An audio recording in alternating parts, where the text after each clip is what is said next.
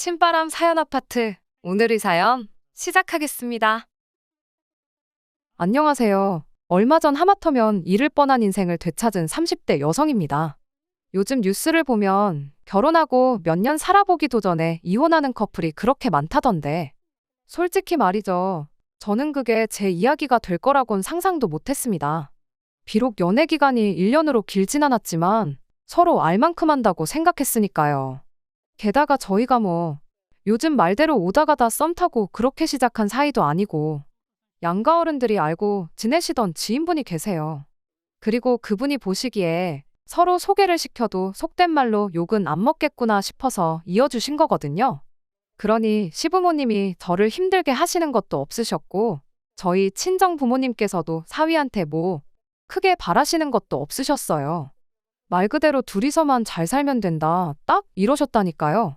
그러니 곰곰이 곱씹어 볼수록 제가 이혼을 하게 된 이유가 기가 막히고 황당할 뿐입니다. 그리고 이게 얼마나 재밌고 자랑스러운 이야기도 아니다 보니 솔직히 주변에서들 어쩌다 이혼을 하게 된 거냐고 물어오면 말하기도 굉장히 머쓱하더라고요. 그래서 늘 그냥 살아보니까 여러 가지로 안 맞더라 하고는 얼버무리기 일쑤였는데 저도 사람이다 보니 한 번쯤은 속 시원히 이야기 좀 하고 싶어서요. 그래서 이렇게 익명으로나마 한풀이 좀 해보고자 합니다. 그냥 동네 건너 아는 동생이 이런 꼴을 겪었다더라 하는 마음으로 가볍게 들어주세요. 앞서 말씀드린 대로 남편하고는 연애 1년 만에 결혼했어요. 어른들끼리 이미 알고 지내시던 지인분을 통해 집안 형편이라던가 그런 건 어느 정도 알고 계셨고 또 그 부분에 있어서 아주 흡족하다까지는 아니어도 나쁘지 않다 정도는 생각하셨던 눈치예요. 그러니 저희도 둘 다 나이도 있겠다. 이 정도 사귀는 동안 크게 잡음이 있던 것도 아니니 결혼해도 나쁘지 않겠다 그렇게 생각했었는데 지금 생각해보니 애시당초 이런 마음가짐으로 결혼을 한 게 문제였나 싶기도 합니다. 하지만 그때는 솔직히 저는 그런 생각도 하긴 했어요. 이 세상에 내 입맛에 100% 맞는 사람이 어디 있겠나. 안 맞는 나머지 부분은 서로 살면서 맞춰나가면 되지 그렇게 말이죠. 그런데 결혼을 하고 나니까 말 그대로 생각지도 못한 문제로 사람을 놀래키는데 막말로 골 때리더라니까요. 그건 바로 신우에 대한 남편의 넘치는 사랑이었습니다.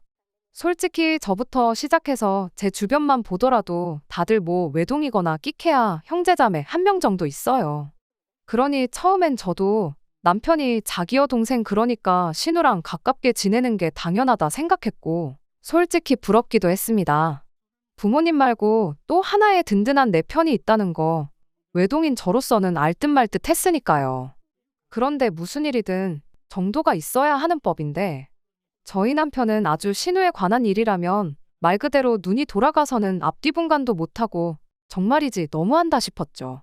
남편 말로는 자기랑 나이 차이도 많이 나고 그래서 어려서부터 자기가 키우는 느낌이었다고 그래서 그렇다는데 솔직히 5살 차이면 그 정도는 아니지 않나요?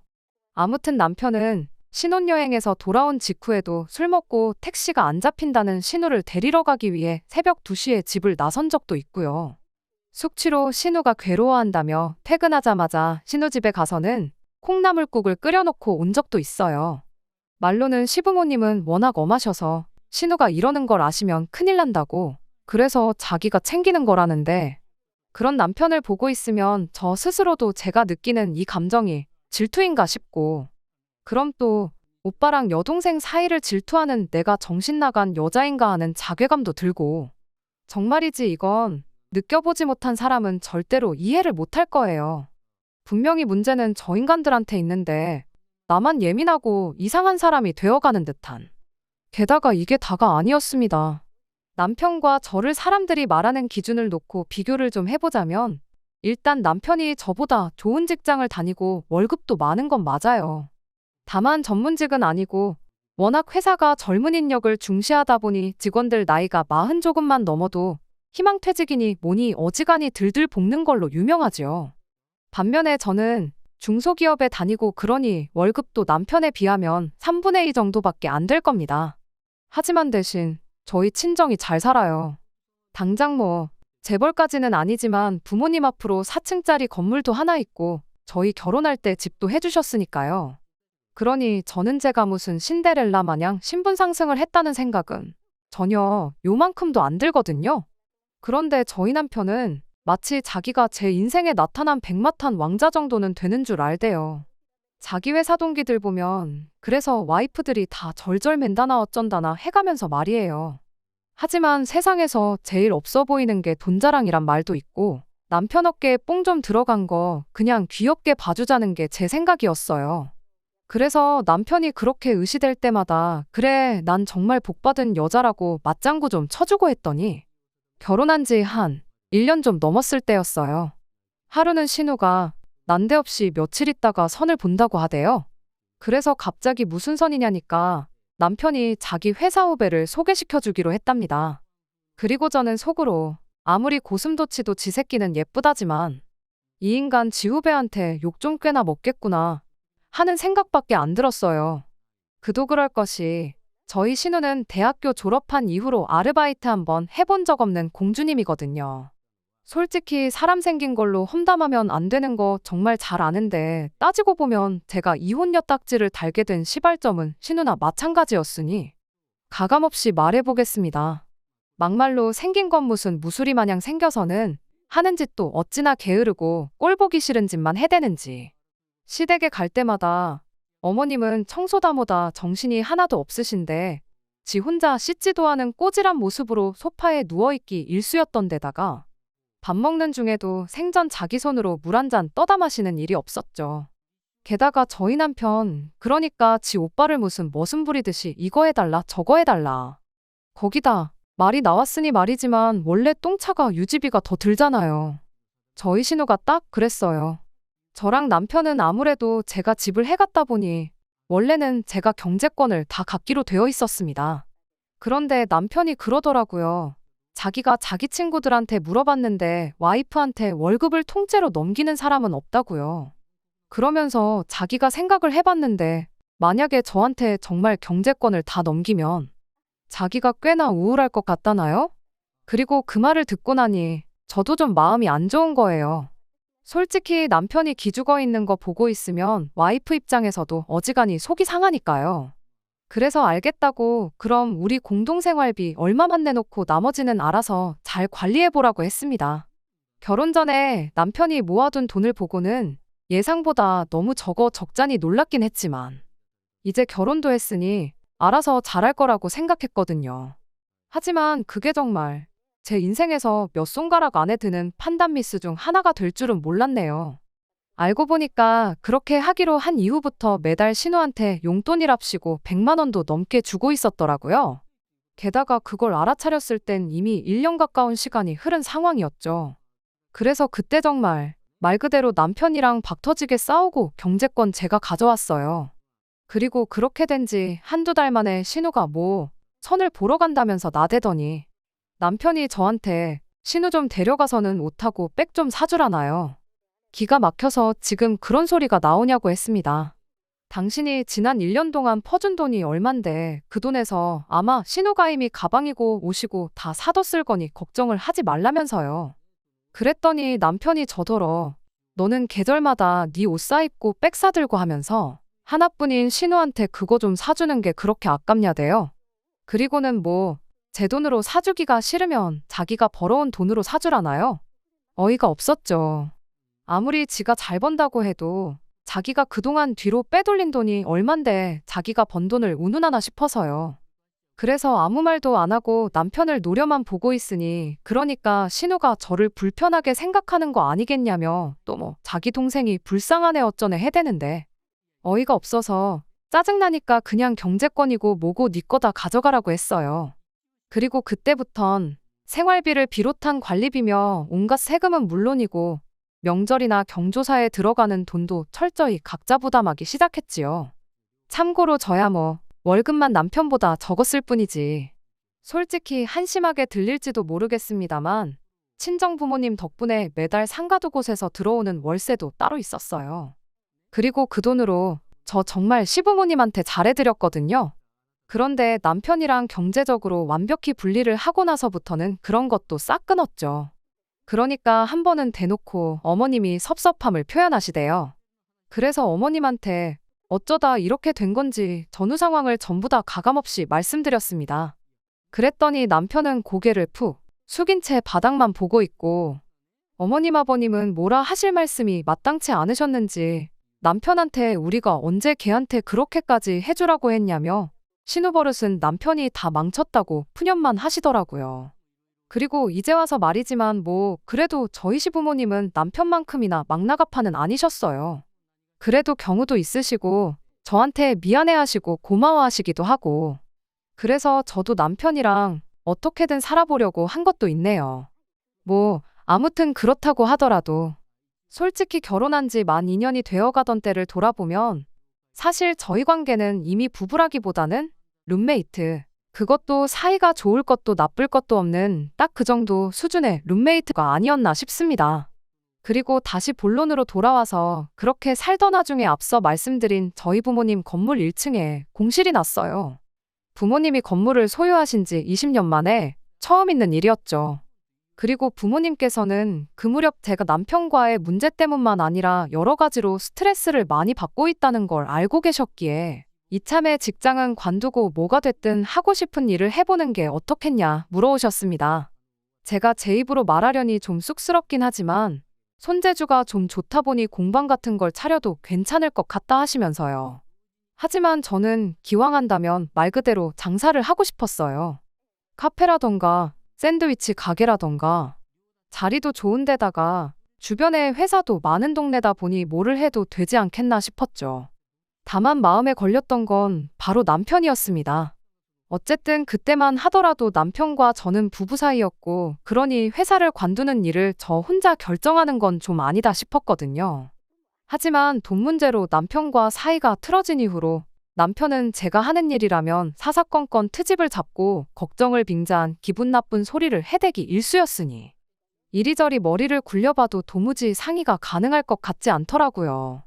그래서 결국 가게 이야기가 나오고 며칠이 흐른 어느 날이었습니다. 어쩌다 보니 남편과 같이 저녁 식사를 하게 되었는데 제가 지나가는 말처럼 회사를 관두고 창업을 해보려고 한다고 했어요.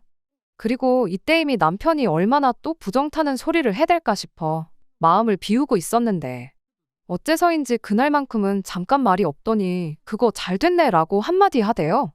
그래서 저도 모르게 남편을 바라보곤 진심이냐 되물었습니다.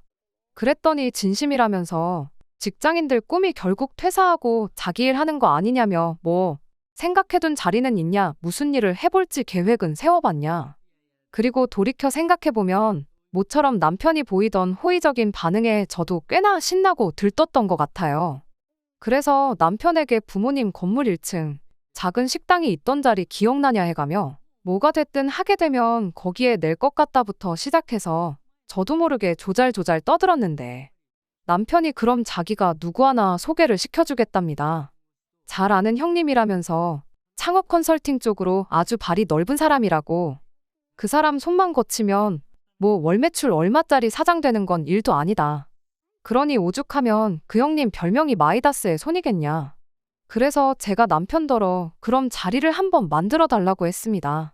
그랬더니 남편이 엄청 바쁜 형님인데 아마 자기 부탁이면 없는 시간도 쪼개서 내주실 거라며 어깨에 힘이 잔뜩 들어가서는 핸드폰을 가지러 가더라고요. 그리고 그때 모처럼 의기양양해하는 남편을 보고 있으니 좀 어이가 없으면서도 한편으론 제 마음이 짠한 게 그래도 부부 사이라는 게 밉다고 밉기만 한 것은 아니었나 보다 하는 생각이 들대요. 이래서 연인 사이에 헤어지는 건 하루아침이어도 부부들은 몇 날 며칠은 물론이고 몇 달 몇 년도 고민하고 그러나 보다 싶기도 하고 뭐 아무튼 저쪽에서 잠깐 통화를 하고 돌아오더니 내일 2시로 잡았고 장소는 형님이 문자로 알려주실 거랍니다. 그러면서 쇳불도 단김에 빼랬다고 바로 내일이라도 회사에 가서 사직서를 내고 오라는데 황당했죠. 자기도 직장 생활하니까 그런 식으로 마무리를 짓고 나오는 게 얼마나 안 좋은지 뻔히 알면서. 그리고 어쨌든 제가 만나본다고만 했지 바로 회사를 때려치겠다는 건 아니었으니까요. 그래서 그런 건 내가 알아서 할게 했더니 그걸 가지고 또 짜증을 내기 시작하는 겁니다. 자기는 제 일이 자기 일이다 생각하고 정말 성심성의껏 도와주려고 하는데 넌 왜 이렇게 삐딱선을 타려고 하냐면서요. 정말이지 그러는 남편의 모습을 보고 있으니 좀 전에 느꼈던 짠하고 애틋한 마음은 온데간데 없이 저 인간하고 상의를 한 내가 미쳤지 싶은 생각밖에 안 들더라니까요. 그래서 결국 식사를 마치기가 무섭게 저는 안방으로 숨어들었네요. 그리고 이튿날 회사에는 반차를 냈습니다. 당연히 뭐 퇴사니 뭐니 그런 얘기는 입도 뻥끗 안 했고요. 한편 카페에 도착하니 누군가 저에게 아는 체를 해왔어요. 그래서 혹시 하고 말문을 여니 맞다고 자기가 그 마이다스의 손이라나요? 자기 입으로 자기 자신을 그렇게 부르다니 얼마나 대단한 사람인지는 몰라도 솔직히 첫인상이 그렇게 좋지만은 않았습니다. 게다가 그뿐인가요? 자신만만한 태도와는 달리 들으면 들을수록 이건 뭐 저를 만나기 전 어디 인터넷 카페라도 뒤적여보고 온 건가 싶을 정도로 모든 내용이 뭐랄까 얕고 추상적이고 한마디로 뜬구름 잡는 소리 같더라고요. 그래서 아무리 이 사람이 얼마나 많은 사람을 성공하게 해줬건 간에 저는 더는 들을 것도 없다 싶었습니다. 그래서 시간 내줘서 감사했다고 인사하고 커피값은 제가 계산하고 나오려는데 그 인간이 냅다 제 손목을 잡아채더니 이렇게 가면 어떡하냐고 저 때문에 자기는 하루 스케줄을 다 뺐다면서 좀 더 프라이빗한 곳에서 사업 얘기를 좀 더 해보자는 거예요. 어이가 없어서 이 손목은 놓고 얘기하라고 했어요. 왜 허락도 없이 남의 손을 잡느냐고요. 그랬더니 뭐 자기도 모르게 마음이 급해서 그랬다는데. 정말이지 마음 같아선 다른 사람들 다 보는 데서 개쪽이라도 주고 싶었지만 그래도 남편 체면을 생각해서 꾹 눌러 참았네요. 그리고 그쪽에서도 두세 번 정도 더 자기가 실수했다면서 미안하다고 사과를 해오기는 했어요. 그런데 그날 오후 집에 들어오고 얼마 지나지 않아서였습니다. 남편에게 연락이 왔는데 어지간히 심통이 났더라고요. 그래서 왜 그러냐, 무슨 일이라도 있었냐 물으니 저 때문에 자기가 쪽팔려 죽겠답니다. 그 형님이 특별히 자기를 아껴서 시간도 내주신 건데 꼴랑 2시간 만에 그것도 커피 한 잔 사드리고 집에 오면 어떡하냐고요. 그러면서 뭐 다른 사람들이 그 형님이랑 말 한마디 해보려고 돈을 얼마를 내는지 아냐 모르냐 해대는데 어이가 없어서 남편더러 그 작자가 지가 나한테 무슨 짓을 했는지는 말 안 하더냐고 받아쳤습니다. 그랬더니 뭐 손목 잡은 거 그거 말하는 거냐대요. 그러면서 그거야 형님이 급해서 그러셨다고 말했다는데 왜 그러냐면서 오히려 저를 예민하단 듯이 몰고 가는 거예요. 그리고는 뭐 내일이라도 한 번 더 만나 뵙고 밥이라도 한 끼 사드리고 오랍니다. 그래야 자기도 그 형님 보기에 덜 쪽팔리지 않겠냐면서요. 그래서 내가 밥값 줄 테니까 당신이 가서 사주라고 했어요. 나는 그 형님이고 나발이고 2번 다신 보기 싫다고요. 그랬더니 또 무슨 결자해지가 어떻고 저떻고 해 되는데 진짜 남편에게 쓸데없이 미주알고주알 털어놓은 내가 죄인이란 심정으로 결국 알겠다 했습니다.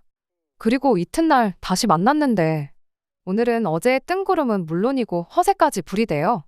그러면서 하는 말이 사실 자기는 원래 저 같은 스타일을 좋아한다면서 저 같은 여자가 원래 일도 잘하고 연애도 잘하고 그런다나요. 그리고는 저를 위아래로 훑으며 몸매를 보니까 자기 관리도 그렇고 하는데 정말이지 어찌나 소름이 끼치고 기분이 더럽던지요. 그래서 정말 밥이 코로 들어가는지 입으로 들어가는지도 모르게 식사를 마치고 바로 집으로 왔습니다. 먼저 간다 소리를 했나 안 했나도 기억이 가물가물할 정도로 온갖 복잡한 기분이 다 들었어요. 수치스럽기도 하고 화도 나고 아무 말도 못한 제 자신이 한심하기도 하고 한편으론 그런 인간이랑 한 번 더 만나고 오라한 남편이 죽을 만큼 밉기도 했죠. 그리고 그날 저녁 입맛도 없고 그래서 저녁도 건너뛰고 TV만 보고 있는데 남편이 집에 왔어요. 그리고 오늘은 뭐 따로 들은 게 없는지 저한테 잘 만나고 왔냐고 묻더라고요. 사업 얘기도 다시 좀 해봤냐 해가면서요. 그래서 말을 할까 말까 고민하다 말문을 열었습니다. 자세히는 좀 그렇고 그 형님인지 뭔지가 매너가 별로라는 정도로요. 그랬더니 못 믿겠다는 식으로 자꾸 뭘 어쨌길래 그러냐며 따지더라고요. 그래서 결국 만나서부터 헤어질 때까지 그 작자가 행한 짓들을 털어놓았어요. 그런데 남편이 보인 반응은 정말 제가 상상치도 못한 것이었습니다. 저는 솔직히 처음부터 다 세세하게 털어놓지 않았던 이유가 남편이 사실을 알게 되면 당장이라도 그 인간을 쫓아가서 어떻게 하진 않을까 그게 걱정이었거든요. 그런데 웬걸요. 남편은 낄끼웃더니 너는 아줌마가 무슨 그런 착각을 하고 사냐며 저더러 꿈깨라대요. 그 형님도 눈이 있지 그 재력의 그 인물에. 뭐가 아쉬워서 저한테 그러겠냐면서요. 그리고 이때 저는 낮에 그 인간한테 받았던 모욕감보다 더한 모멸감과 수치심을 느꼈어요. 아무리 우리가 사이가 그리 좋지 못하다고 해도 내가 지 와이프인데 어떻게 저런 말을 아무렇지 않게 할 수가 있지 싶었거든요. 정말 오만정이 다 떨어진다는 게 이런 거구나 싶었죠. 그래서 더는 말을 하고 말고 할 것도 없다 싶어서 됐다고 했습니다. 창업을 하게 되더라도 그 사람한테 도움을 받을 일은 절대로 없을 거라면서요. 그리고 솔직히 말하자면 회사를 관두고 창업을 하는 거에 있어서 어느 정도는 마음이 식은 상황이기도 했습니다. 회사 선배 중에도 한창 잘 나갈 때 호기롭게 회사를 관두고 자기 사업을 시작한 사람이 있어서 연락을 한번 해봤는데 처음부터 끝까지 죽는 소리만 해댔거든요. 그러면서 요즘 다시 이력서를 쓰고 있다며 저도 자기처럼 고생하게 될 거란 소리는 아니지만 그래도 회사가 훨씬 편한 건 사실이라며 저더러 신중하게 결정하라는데 그 선배가 절대로 성실하지 않다거나 마음이 약한 사람이 아니에요. 그러니까 생각을 하면 할수록 도무지 엄두가 나질 않았죠. 한편 남편과 일이 있고 일주일쯤 지났을 무렵이었어요. 출근 준비로 정신없이 바빠 죽겠는데 남편이 소리도 없이 뒤에 다가와서는 대뜸 하는 말이 장인 장모님 건물에 놨다는 빈자리 그거 아직도 비어있냐고 묻대요. 그래서 모른다고 궁금하면 직접 연락드려보던가 했더니 저더러 좀 여쭤봐주면 안 되냐입니다. 거기서 짜증이 또 확 났어요. 자기 부모님한테는 며느리가 전화해야 좋아하시지 않겠냐며 나더러 하라 하고 우리 부모님한텐 우리 부모님이니까 또 나한테 하라 하고 그래서 궁금한 사람이 해야지 왜 나한테 시키냐고 받아치니 한숨을 푹 내쉬고는 그러지 말고 좀 해달라는데 남편이랑 언쟁할 시간도 없고 해서 알겠다고 짜증스레 대답하고 서둘러 집을 나섰습니다. 그리고 전화를 거니 아직 안 나갔다면서 그런데 관심을 보이는 사람은 몇 명 있기에 얼마안가 계약하게 될 것 같다시대요. 그래서 남편에게 전화해 방금 들은 이야기를 그대로 전하니 한다는 말이 그럼 그 자리를 신우가 계약을 하겠답니다. 자기가 생각하기엔 남주기 너무 아까운 자리라면서 말이에요. 그래서 계약이야 누가 하든 상관없는데 신우가 거기다 뭘 차린다고 하더냐고 물었어요. 그랬더니 걔가 할 줄 아는 게 있냐고 그러더니 그래서 마이더스의 손인지 발인지 하는 인간하고 한번 만나게 해주려고 그런다나요? 기가 막혔죠. 제가 분명히 그 남자 이상하다고 말을 했는데 그런 인간을 왜 지 여동생하고 만나게 하려는 건지 도무지 제 상식으로는 납득할 수가 없었습니다. 그래서 남편더러 그건 좋은 생각이 아니다. 그 형님인지 뭔지 아는 인간 정말 별로다. 괜히 아가씨 마음만 상할지도 모른다. 정말이지 제 딴에는 최선을 다해 말렸거든요. 하지만 남편은 제 말은 귓등으로도 듣질 않는 것 같았어요. 급기야는 왜 내 동생이 그 형님하고 손잡고 장사해서 대박이라도 날까봐 걱정되냐는 헛소리나 해댔으니까요. 그래서 결국 알아서 하라 하고 전화를 끊었습니다. 동시에 제 관심도 끊어버렸고요. 까놓고 말해서 제 건물에 들어오겠다는 것도 아니고 막말로 신우가 누구랑 사업을 하든 말든 제 알바인가요? 그런데 그리고 며칠이나 지났나 친정어머니한테 전화가 왔길래 받았더니 좀 전에 남편이 신우랑 같이 와서 계약하고 갔답니다. 그러면서 저는 왜 같이 안 왔냐길래 난 그 둘이 계약을 하러 가는지도 몰랐다고 했어요. 그랬더니 이제 저희 어머니는 아무리 그래도 부부간에 그런 건 서로 알고 지내야지 하시면서 속상해 하시더라고요. 정말이지 하루하루가 불효를 하는 기분이었다고 해야 할지 남편과 사이가 그렇게 된 이후로는 매일같이 죄송한 마음이 컸어요. 아무튼 그리고 그날 저녁 남편이 무슨 얘기라도 하겠거니 했는데 아무 말도 안 하더라고요. 그래서 저도 계약의 기억자도 꺼내지 않았습니다. 그리고 이제 공사 일정 같은 건 저희 부모님을 통해서 알고 있었거든요. 그런데 공사 시작한 지 2주쯤 되었을 때가 되어서야 남편이 할 이야기가 있다더니 공사비가 좀 부족하네 어쩌네 그딴 소리를 하대요. 그 마이다스의 손인지가 소개해준 업체를 끼고 하는데 처음엔 5천만 원이면 된다 해놓고 이제 3천을 더 안 주면 더는 공사를 못 한다고 나오더라면서요. 그리고는 그래서 말이라며 저한테 3천만 원만 빌려달라는데 기가 막혔습니다. 평소에 시부모님한테고 신우한테고 펑펑 써제끼는 걸 볼 때 절에서 뭐 남는 게 있겠나 싶더니만 기어이 나한테 와서 아쉬운 소리를 하는 게 그럴 줄 알았다 싶으면서도 너무 한심해 보였거든요. 그리고 당연히 못 빌려준다 했습니다. 어느 세월에 갚을 줄 알고 그걸 빌려주냐고? 안 된다. 그랬더니 남편이 뭘 했는 줄 아세요?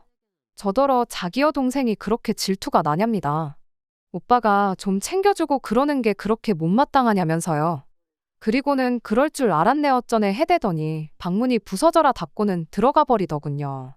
하지만 더 어이가 없는 건 여기서 끝이 아니었어요. 알고 보니까 시댁에는 묻지도 않고 남편이 다짜고짜 저한테 돈을 달라고 했었다는 걸 알게 됐으니까요.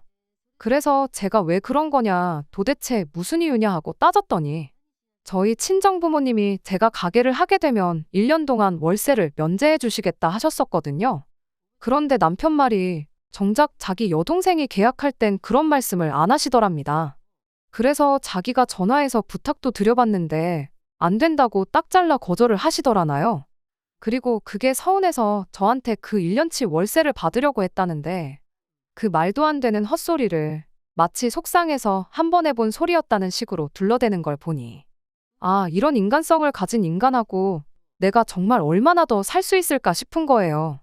그래서 이때부턴 정말 진지하게 이혼을 고려하기 시작했는데 결국 얼마 안 가 남편과 신우가 세트로 저에게 결정타를 날려왔어요. 그건 바로 제가 우려했던 대로 그 형님인지 나발인지가 저희 신우를 건드린 거죠. 아, 하긴 서로 사랑한다고 했으니 건드렸다는 표현은 적절치 않을지도 모르겠네요. 아무튼 결국 둘이 눈이 맞았습니다. 그런데 문제는 그 작자가 애도 둘이나 있는 유부남이었단 거죠. 그리고 이 사실을 알게 된 경위는 더 황당하기 짝이 없습니다. 퇴근하고 집에 와서 저녁을 차리고 있는데 누군가 저희 집 현관문을 당장이라도 부술듯이 두들겨대는 거예요. 그래서 어떤 정신 나간 인간인가 싶어 나가보니 신우와 시부모님이셨습니다. 게다가 황당해서 배를 누르시지 했더니 자기들이 지금 눈에 뭐 뵈는 게 없다며 가타부타 제대로 된 설명도 없이 집으로 밀고 들어오대요. 도대체 왜 이러나 도무지 영문을 알 수가 없었죠.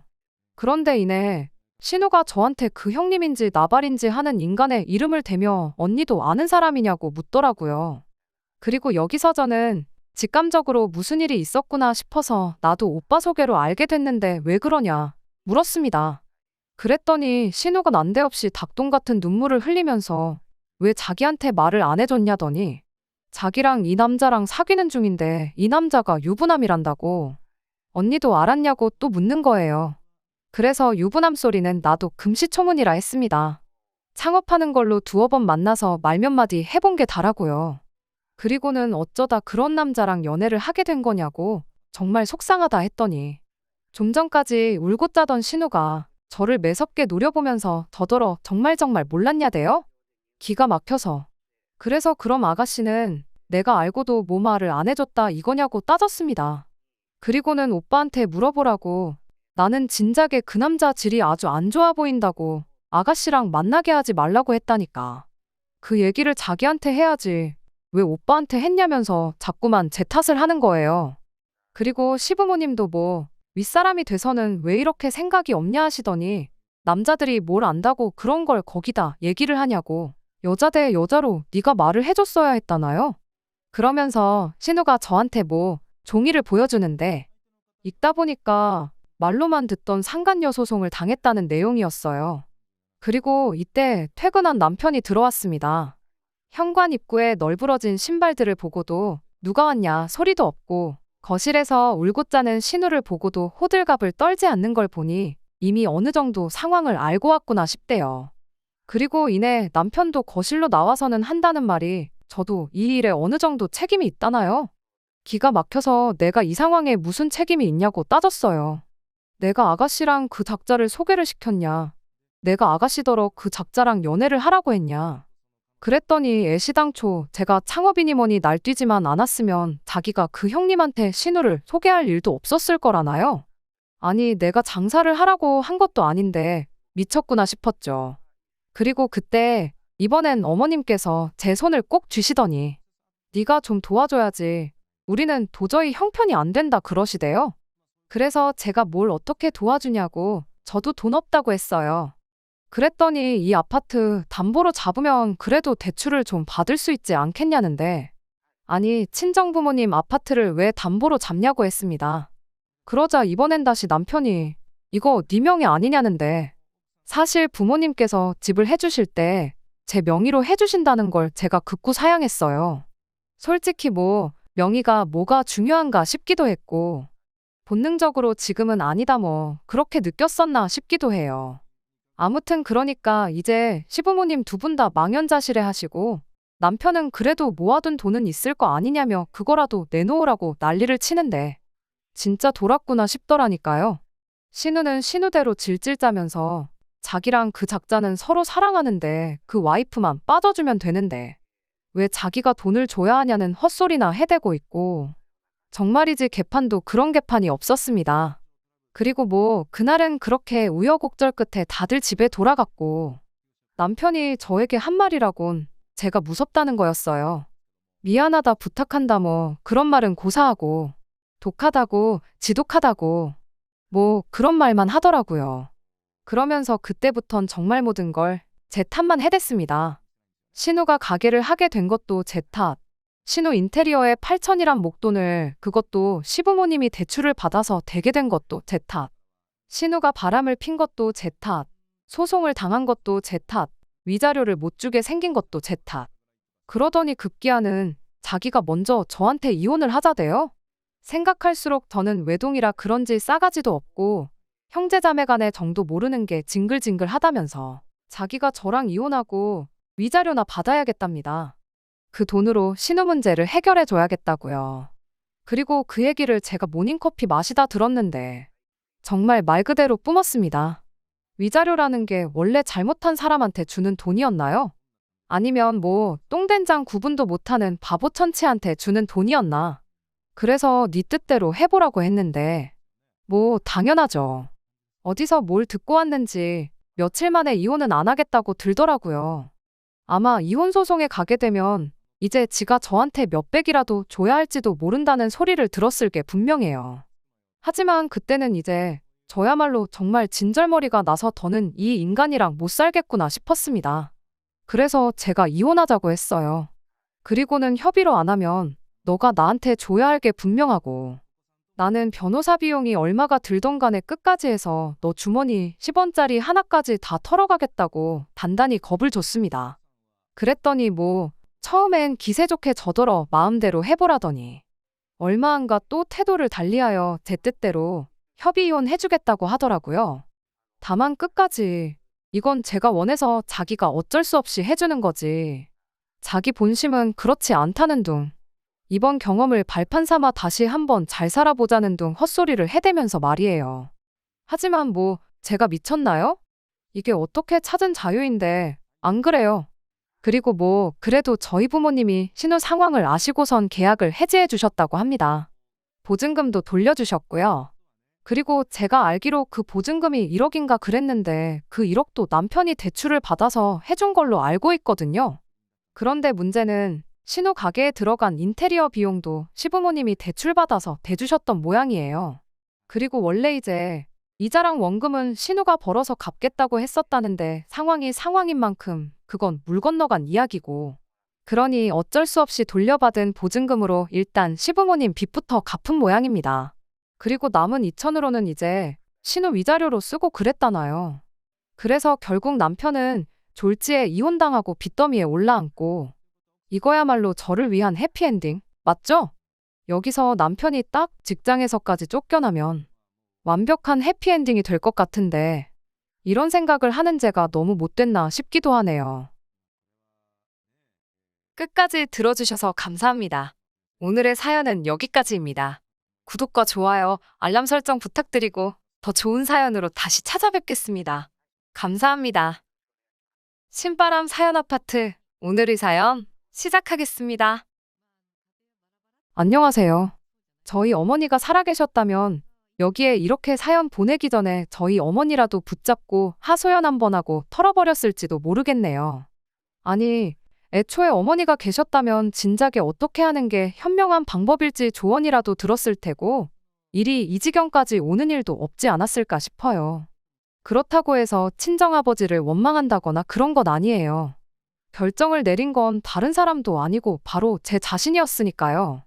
그저 아버지뿐만 아니라 어머니의 조언도 같이 있었다면 지금에나마 제가 이렇게 사연을 적을 만큼의 일을 겪을 일은 없지 않았을까.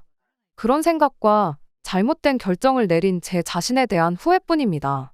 친구들 만나서 신세한탄하는 것도 하루 이틀이지, 만나서 힘든 소리만 늘어놓는다고 싫어하는데 그냥 제 마음이나마 조금 후련해보고자 이렇게 사연을 보내게 되었고요. 남편은 제가 대학교 다니던 시기에 잠깐 알던 사이였어요. 자주 단둘이는 아니어도 1년에 두어 번 이상은 같이 단체 모임도 하고 그러는 사이였지요. 둘이서는 딱히 각별하지도 그렇다고 서로 싫어하지도 않는 그런 평범한 사이였습니다. 그냥 시시껄렁한 농담이나 인사 정도만 주거니 받거니 하던 그런 사이였죠. 그러다 남편이 군대에 가게 되었고 그동안 저는 학교를 졸업하고 취직까지 하게 되면서 그렇게 자연스럽게 연락이 끊어지게 되었습니다. 그렇게 한 3년 정도의 기간 동안 연락도 서로의 소식도 모르고 지내다가 남편을 다시 재회하는 일이 생기게 되었어요. 대학교 시절 가장 친하게 지냈던 친구가 결혼을 하게 되었거든요. 그리고 그때 남편을 결혼식장에서 다시 재회를 하게 되었어요. 결혼을 하는 그 친구가 그때 당시 같이 자주 모임을 갔던 친구들 중 한 명이었거든요. 호텔에서 올리는 결혼식이었는데 자리가 지정석이었어요. 친구는 친구 나름대로 그때 자주 모여 만나던 사람들을 한 테이블에 묶었고 마침 남편이 제 옆자리에 앉게 되었던 거지요. 말씀드렸다시피 과거의 모임에서 남편과 제가 각별하게 친한 사이도 아니었고 한참 오랜만에 만난 거다 보니 어색하게 그간 어떻게 지냈냐, 취직은 했냐 그 정도 안부 인사 주고받는 거 말고는 아무것도 나눌 말이 없었습니다. 저도 친구 결혼식에 집중을 했다 보니 더더욱이요. 그렇게 결혼식이 마무리가 되었고 결혼하는 친구랑 축하한다 인사 나누고 그러고 집에 돌아갔어요. 그러고 며칠 지나서였나 모르는 번호로 연락이 왔는데 그게 남편이었습니다. 그날 오랜만에 만나서 어떻게 연락처라도 주고받고 하고 싶었는데 제가 너무 일찍 집에 들어가 버려서 물어볼 시간이 없었다고, 그래서 친구한테 물어봐서 이렇게 연락을 한 거라고 하대요.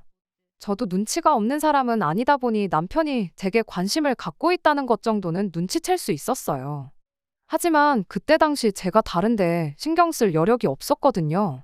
저희 어머니가 그때 많이 아프셨어서 제가 어머니 옆을 지켜야 하는 게 일이었어요. 당시 어머니 간병하겠다고 다니던 회사도 그만두고 프리랜서로 일을 시작했어요. 벌이가 많이 줄기는 했지만 집에서 일하면서 어머니 곁을 지킬 수 있었기 때문입니다. 아무튼 그때는 어머니 곁을 지켜야 한다는 거 말고 다른 일을 할 엄두조차 나지 않던 상황이었어요. 그래서 그랬냐고 말하고 남편한테는 조금 시큰둥하게 대답을 하고 말았습니다. 저희 어머니께서는 당신 몸이 이렇다고 저까지 매일같이 집에만 있는 거 원치 않으신다고, 회사도 다시 출근하고 이따금씩 나가서 친구도 만나고 애인 만들어서 연애도 하고 그랬으면 좋겠다고 하셨는데 도무지 발걸음이 떨어지지를 않더라고요. 오히려 그런 저희 지극한 간병이 어머니께 더 많은 마음의 짐과 부담을 안겨드렸던 건지 저희 어머니께서는 그렇게 반년을 채 버티지 못하고 결국 유명을 달리하셨습니다. 그리고 남편을 저희 어머니 장례식장에서 다시 만나게 되었지요. 저한테 마음이 있었다 보니 장례식장에서 거의 아들 노릇을 하면서 3일 내내 같이 있어줬어요. 부담스럽기는 했지만 한편으로는 그게 또 참 고맙더라고요. 저랑 연애하는 사이도 아니고 저희 어머니와 그 어떤 추억이 있는 것도 아닌데 사람 하는 것만 봐도 대충 하는 건지 진심으로 마음에서 우러나와 하는 건지 다 보이잖아요. 남편은 장례식 내내 정말 최선을 다해서 제 곁을 지켜주었습니다. 저뿐만 아니라 저희 아버지도 엄청 챙겼어요. 아무튼 그때 고마운 마음 때문이었나 그 뒤로 자주 만나곤 했습니다. 어머니가 돌아가시고 나서 시간적인 여유가 많이 생겼던 것도 이유 중 하나였어요. 아무튼 그렇게 남편과 만나기 시작했고 그렇게 몇 달 지나지 않아 결국 남편과 연애를 시작하게 되었어요. 그렇게 2년 정도의 연애를 했는데 남편 사람 자체만 두고 본다면 정말 더할 나위 없이 좋은 사람이었어요. 장례식장에서 저는 물론이고 저희 아버지까지 챙기던 그 모습이 가식이 아니라 진심이었구나 느낄 만큼 항상 한결같이 저한테 잘하는 사람이었습니다. 그것도 모자라서 이따금씩 저희 아버지와도 단둘이 같이 시간을 보내고 했어요. 아버지가 낚시를 좋아하시는데 저는 두고 저희 아버지만 모시고 낚시를 다녀온다던가 일요일 아침에 저희 아버지 모시고 등산을 하러 다녀온다던가 하는 식으로요. 사람 자체만 두고 보자면 더할 나위 없이 좋은 사람이었지만 다만 결혼 상대로 보기엔 아쉬운 부분이 많았습니다. 일단 그 나이 먹도록 아직까지 경제적으로 안정적인 상황이 아니라는 게 가장 마음에 걸렸습니다.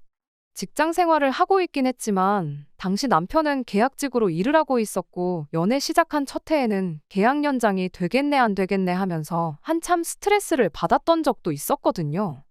게다가 저 또한 프리랜서로 일을 하고 있는데 평균적으로 수입을 계산해보면 회사 다닐 때 비슷하게 벌고 있긴 했지만 그게 고정 수입이 아니고 매달 벌이가 들쑥날쑥했다 보니 적어도 두 사람 중에 하나는 안정적인 직장을 가지고 있어야 하지 않나 그런 생각이었습니다.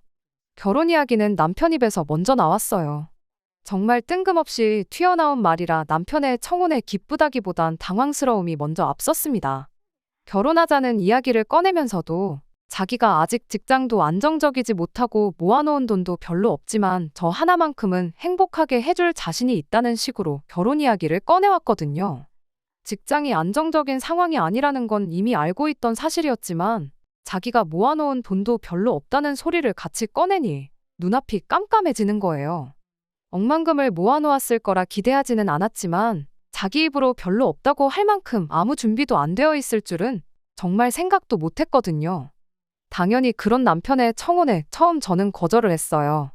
서로 좋아하는 마음만 가지고 결혼을 하는 사람이 세상 어딘가에 분명히 있을 테지만 나는 그런 부류의 사람이 아니라고요. 어느 정도 안정적인 기반을 갖추고 그때 가서 결혼 이야기를 다시 한번 꺼내달라고 했죠. 그런데 남편이 그간 저희 아버지께 잘했던 덕을 그때 본 거예요. 하루는 아버지가 저를 불러서 남편 이야기를 꺼내시더라고요. 세상이 돈이 다가 아니라면서요. 아버지께 남편이 결혼하자고 했었다는 말을 꺼낸 적이 없었는데 이야기를 듣자 하니 남편이 아버지께 도와달라고 요청을 했구나 싶었습니다. 아니나 다를까 아버지께서는 당신이 어머니랑 결혼할 때만 해도 둘 다 정말 가진 거라고는 몸뚱이밖에 없었다는 이야기를 해주셨어요. 부부가 서로 힘을 합쳐서 지금 여기까지 온 거고 거기에는 서로가 더 나은 미래를 살 수 있다는 그런 믿음이 있었기 때문에 가능했던 거라면서 남편을 대신해 제 마음을 돌리려고 애를 쓰셨죠. 아버지께서는 그래도 저는 당신이 어머니랑 결혼할 때보다 훨씬 나은 상황이라며 일단 당신 본인부터가 저를 많이 도와줄 수 있는 상황이지 않느냐고 하면서 혹시나 남편 직장이 안정적이지 못한 게 걱정이면 그것도 걱정하지 말라고 하셨어요. 아버지 하는 사업에 사람 하나 더 쓰면 되는 문제라고 인건비 나가는 것도 걱정할 게 없는 게 오히려 사위한테 일을 맡겨놓으면 당신한테는 더 유리하다시는 거죠. 말인즉슨 당신 월급을 줄여서 남편한테 주면 되는 거 아니겠냐는 소리였어요. 남편이 일을 대신 하는 만큼 당신이 쉬는 날을 늘리면 되는 거라고 돈이 더 드는 일도 아니라는 겁니다. 그리고 제가 빨리 시집을 가야 아버지도 아버지 나름대로 애인도 만나고 어디 놀러 다니고 하는데 제 눈치를 안 보겠냐고 하시더라고요. 어머니 돌아가신 지 얼마나 됐다고 연애냐고 따질 것도 없던 게 아버지가 진짜로 어디 누구를 만나서 연애를 한다던가 재혼 생각이 있다던가 해서 하는 소리는 아니셨어요. 그냥 당신 걱정일랑 하지 말고 좋은 사람 만나는 만큼 빨리 결혼해서 가정을 꾸리라 하는 소리였죠. 아버지 딴에는 남편을 워낙 좋게 보기도 하셨다 보니 충분히 당시 남편을 사윗감으로 점 찍어 놓으셨을 수 있다 생각해요. 다만 어머니까지 같이 계셨다면 좀 더 현실적인 선택을 내리는데 제대로 된 조언을 해주지 않으셨을까 하는 생각이 듭니다. 아무튼 그렇게 아버지의 열화와 같은 응원에 힘입어 결국 남편과 결혼을 하기로 했습니다. 이야기했던 대로 친정아버지 도움을 많이 받게 되었습니다. 다만 아버지 대신 아버지 사업을 맡기는 건 제가 그렇게 하지 말자고 했어요. 남편이 스스로 노력해서 더 좋은 직장을 자기 힘으로 찾게 하는 게 맞는 것 같으니 그 이야기는 정말 마지막에 마지막까지 가서 아버지 도움이 필요할 때 그때 부탁드린다고 했습니다. 그런데 가진 건 쥐뿔도 없었으면서도 결혼하자는 말을 꺼낼 만큼 매사에 당당했던 남편이 결혼 준비를 막 시작하게 되니 그때부터 갑자기 자신감 없는 모습을 보이기 시작했어요. 식장이라던가 스드메같이 기본적인 거 준비할 때는 아무런 말도 없었는데 저희 아버지께서 저희 살 신혼집을 구해주실 무렵이 돼서 갑자기 그러는 거예요. 괜히 한숨 팍팍 쉬면서 자기가 능력이 없어서 미안하다니 어쩌니 그런 말을 꺼내며 말이죠. 그러다 언젠가 남편이 저한테 부탁하듯 말을 꺼내왔습니다. 저희 집에서 집을 마련해준다는 이야기를 자기 부모님께는 따로 안 했으면 좋겠다고요. 그게 무슨 말이냐 물으니 시부모님이 워낙 사고방식이 옛날 분들이라서 제가 집을 해온다고 하면 분명히 자기가 처가 눈치 보며 살게 되진 않을까 걱정을 하실 거라나요.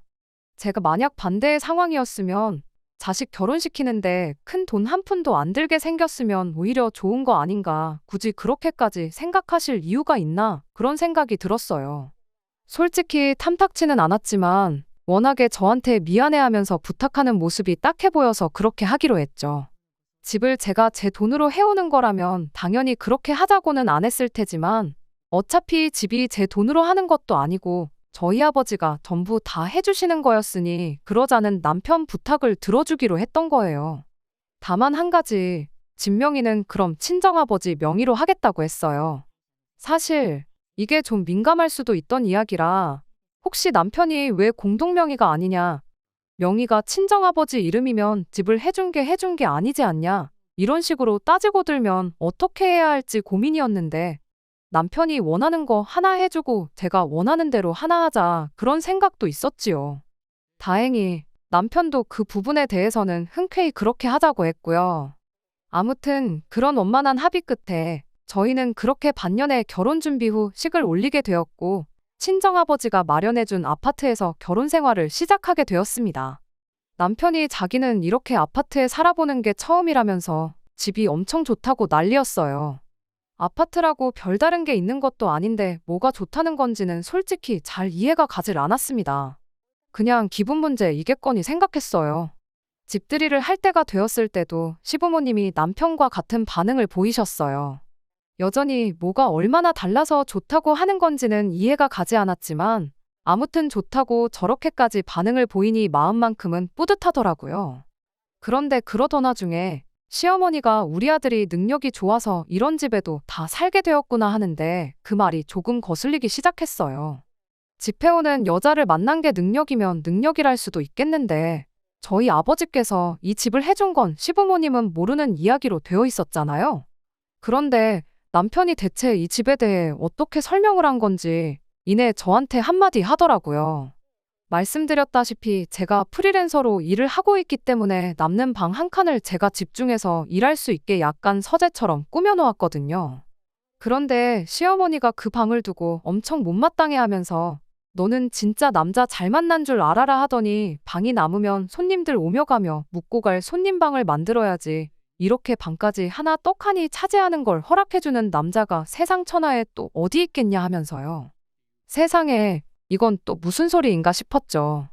물론 제가 순전히 제 돈으로 해온 집은 아니지만 저희 아버지가 해준 집이고 솔직히 그렇다고 해서 제가 뭐 남편을 제 소나귀에 올려놓고 꽉 잡고 살 생각이 있던 것도 아니었는데 단지 어머님이 괜히 제가 집 해왔다 하면 아들이 눈치 보고 살 것 같아서 마음이 아플 것 같다던 그 부탁 하나 때문에 집 해온다는 사실을 말을 안 했을 뿐인데 당신 오며 가며 지낼 방 한 칸 만들어 놓으라는 말부터 제가 남편 눈치를 보고 살아야 한다는 말까지 서슴없이 하는 게 무슨 상황인가 싶었어요. 여기 이 방이 제가 놀려고 만든 방도 아니고 일할 때 쓰려고 만든 방이다. 어차피 우리 아버지가 집을 해주셨는데 방 한 칸 내 맘대로 쓰는 것도 문제가 되느냐 한마디 따지려다가 일단은 참았어요. 시어머니가 무슨 의도로 그런 말을 했던 간에 일단 남편이 시댁에 뭐라고 설명했는지부터 들어보는 게 먼저라고 생각했거든요. 집들이가 끝나고 나서 시부모님이 택시 타고 출발하는 것까지 확인하고 그 길로 남편을 불러세워 물어봤어요. 대체 어머님한테 뭐라고 설명을 했길래 저러시냐고요. 솔직히 그렇지 않나요? 당신 아들이 모아놓은 돈 한 푼 없는 거야 모를 수도 있겠지만 당장 남편이 직장 생활 시작한 게 몇 년이나 되었다고 갑자기 어디서 아파트 하나 구할 돈이 생겨날 리 없고 그것만큼은 모를 리가 없다고 생각했거든요. 그냥 적당히 남들 하듯이 둘이서 여지껏 모아놓은 돈에 대출 조금 껴서 집을 구했다. 이 정도로 설명했겠거니 생각했는데 시어머니 하는 꼴을 보아하니 둘이서 같이 샀다기엔 제가 남편 눈치를 보고 고마워하며 살아야 한다는 그 말이 도저히 이해가 가지 않았거든요. 그런데 이어서 나온 남편 말이 너무나 터무니없고 어이가 없어서 이내 할 말을 잃고 말았습니다. 시어머니한테 설명을 하기를 자기가 회사에서 꼭 필요한 인재다 보니 그 회사에서 20년을 근속하는 조건으로 회사에서 집을 해줬다고 이야기를 했다는 거예요. 솔직히 그렇지 않나요? 당신 아들이 모아놓은 돈 한 푼 없었던 거야. 말 안 하면 그만인 거니 모를 수도 있었겠지만 당장 남편이 직장 생활 시작한 게 몇 년이나 되었다고 갑자기 어디서 아파트 하나 구할 돈이 생겨날 리 없고 그것만큼은 모를 리가 없다고 생각했거든요. 그냥 적당히 남들 하듯이 둘이서 여지껏 모아놓은 돈에 대출 조금 껴서 집을 구했다. 이 정도로 설명했겠거니 생각했는데 시어머니 하는 꼴을 보아하니 둘이서 같이 샀다기엔 제가 남편 눈치를 보고 고마워하며 살아야 한다는 그 말이 도저히 이해가 가지 않았어요. 그런데 이어서 나온 남편 말이 너무나 터무니없고 어이가 없어서 이내 할 말을 잃고 말았습니다. 시어머니한테 설명을 하기를 자기가 회사에서 꼭 필요한 인재다 보니 그 회사에서 20년을 근속하는 조건으로 회사에서 집을 해줬다고 이야기를 했다는 거예요. 세상에 어느 회사가 직원한테 집 한 채를 사주냐고 시부모님은 그걸 또 믿으신 거냐 물었더니 그렇답니다. 당장 재계약이 되네 안 되네 하면서 일자리 없어질까봐 노심초사하던 게 불과 작년 일인데 집에선 당신 계약직으로 일하고 있는 것도 모르시는 거냐 물었더니 그것도 그렇다고 하는 거예요. 계약직이긴 하지만 그래도 남편이 현재 일하고 있는 회사가 우리나라 사람이라면 이름만 들어도 알 만큼 큰 회사이긴 했거든요. 그러니까 한마디로 말하자면 시어머니는 당신 아들이 국내 굴지의 대기업을 다니고 있고 심지어 거기서도 장래를 촉망받는 회사에는 없어서는 안 될 인재 중에 인재라고 알고 있던 거였어요. 그러니 시어머니 입장에서는 당신 잘난 아들 덕에 신혼집도 공짜로 생긴 건데 방 한 칸 시부모를 위해 비워놓아도 모자랄 망정 그 비어있는 방을 자기 개인 용도로 쓰겠다는 며느리가 괘씸했던 거죠.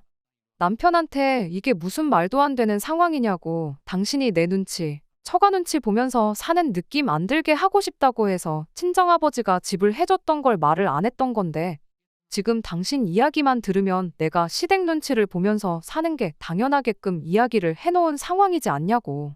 나는 그렇게까지 해서 당신 체면 살려줄 생각도 없고 시어머니 걱정 줄여줄 생각도 없으니 당장에 어머님한테 똑바로 설명을 드리라고 했습니다. 그랬더니 남편이 그럼 자기가 시어머니를 속인 것까지 말해야 되지 않냐며 난색을 표하는 거예요. 당장 내년에 재계약이 될지 안 될지도 모르는 불안정한 상황인 것부터 땡전 한 푼 없이 몸만 와서 처가의 대릴사위 노릇을 하고 있다는 걸 알리면 분명히 어머니가 뒷목 잡고 쓰러지실 거라는 겁니다. 남편한테 그렇다고 그게 내가 어머님한테 하대받아야 할 이유가 되지는 않는다고 그리고 거짓말을 내가 시켰냐. 누가 시키지도 않았는데 당신이 혼자서 한 거 아니냐고. 그런 건 내 알 바 아니고 당장 시어머니한테 제대로 설명드리라고 했어요. 결국 남편은 한숨을 땅이 꺼져라 내쉬며 제게 알겠다고 그렇게 하겠다고 대답했지요. 그렇게 다시 집으로 들어가고 있는데 남편이 걸음을 천천히 걸으며 제 뒤로 쓱 빠지는데 보아하니 시어머니한테 전화를 하려는 듯 싶었습니다.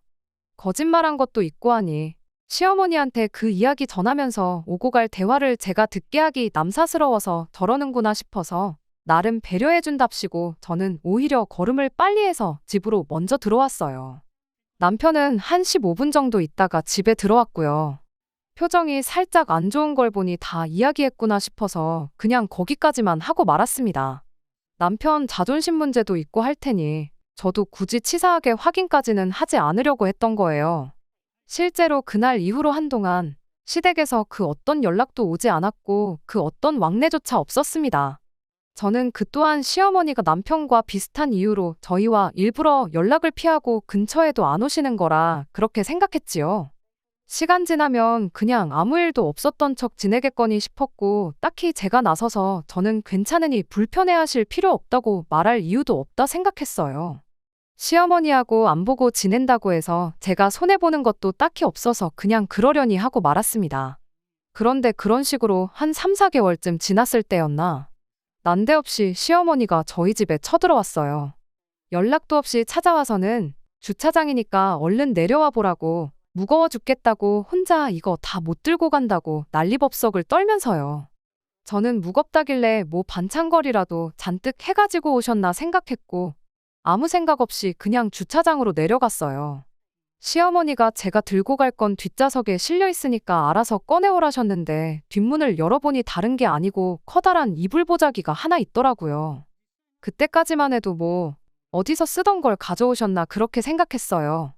그래서 시어머니한테 저희 이불 많다고 이런 거 안 주셔도 된다고 한마디 했죠. 그랬더니 시어머니가 얘가 지금 뭔 소리를 하고 있나 하는 표정으로 저를 쳐다보더니 누가 네 준다고 했냐고. 이건 내가 쓰려고 가져온 요라고 대답을 하더라고요. 어머님이 쓰실 요라니 그게 저희 집에 왜 필요하냐고 제가 되물었죠. 그랬더니 요를 왜 가지고 왔겠냐고 맨바닥에서 잘 수 없으니 가져온 거 아니겠냐고 대답을 하는데 이게 무슨 소리인가 싶었죠.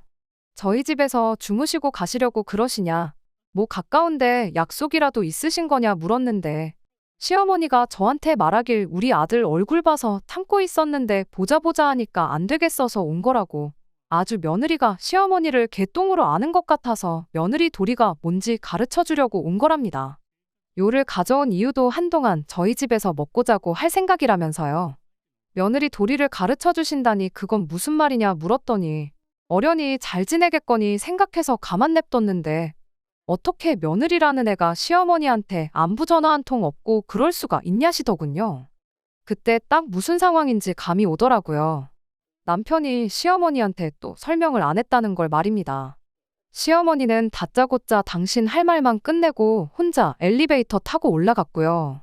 이 상황을 어찌해야 하나 혼자 생각하다가 그냥 시어머니가 가지고 온 요는 이불보자기째로 어머님 차 트렁크 위에 올려놓고 그 길로 저도 집으로 따라 올라갔습니다. 아니나 다를까 제가 빈손으로 집에 들어온 걸 본 시어머니가 이불은 어쩌고 몸만 들어왔냐길래 어머님 차 트렁크 위에 올려놨다고 말하고 남편이 진작에 했어야 할 집에 관한 이야기를 꺼냈어요. 시어머니는 제 말은 들리지도 않는지 이불 걱정부터 하시더군요. 그래서 걱정 말라고 주차장에 카메라가 몇 대고 주차되어 있는 차의 블랙박스도 한두 개가 아니지 않냐. 그리고 요즘 누가 욕 깔고 자냐고. 없어질 걱정은 하실 필요도 없다고 시어머니 말을 잘랐어요. 만에 하나 진짜 누가 가져가서 못 찾으면 제가 더 좋은 걸로 사드리겠다고 했죠. 그리고 제가 하려던 이야기를 마저 꺼냈습니다. 어머님이 아들 처가살이 하는 느낌 받게 하기 싫어서 남편이 비밀로 해달라고 해서 말을 안 했던 건데 이 집에 어머님 아들 돈은 땡전 한 푼 들어간 거 없고 사실 친정아버지가 대출 하나 없이 오롯이 아버지 돈으로 해주신 집이라고요. 맞벌이 하면서 저도 돈 벌고 있고 월급이나마 남편이 저보다 돈 10만 원 정도 더 벌어오긴 하는데 그 돈 10만 원 더 벌어온다고 제가 특별히 호강하는 것도 없다고 한마디 했습니다. 그리고 앞으로 몇 달 뒤에 남편이 계약기간 만료돼서 재계약을 못하면 그나마 돈 10만 원 벌어오는 것도 끝날 수도 있다고 그러니 제가 남편 덕 보고 산다는 말은 그만 해주셨으면 좋겠다고 했습니다. 그리고 남편이 왜 이 사실을 숨겼는지 이유는 저도 모르겠으니 정 궁금하시면 어머님 아들한테 직접 물어보시라 하고 말았어요. 시어머니는 끝까지 저보고 거짓말하지 말라며 제 말을 믿지 않으셨지요. 뭐 그건 어머니로서 남의 집 자식인 며느리보다 자기 자식 말을 믿는 게 당연하다고 생각한다고. 다만 제 말이 진실일 경우에는 어머님 말 맞다나 제가 남편 덕을 보는 게 아니고 남편이 제 덕을 보고 호강하고 사는 건데 어머님을 위해 방 한 칸 비워놓을 이유도 없고 며느리 도리를 다 해야 할 이유도 없는 거 아니겠냐 한마디 했습니다. 아들 보고 싶어 오시는데 우리 집에 못 오게 할 생각은 없다고.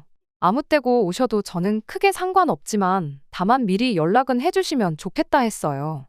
그리고 저도 집에서 노는 게 아니고 일을 해야 하니 되도록 주중은 피해주시고 주말이나 빨간 날에만 와주시면 좋겠다고요.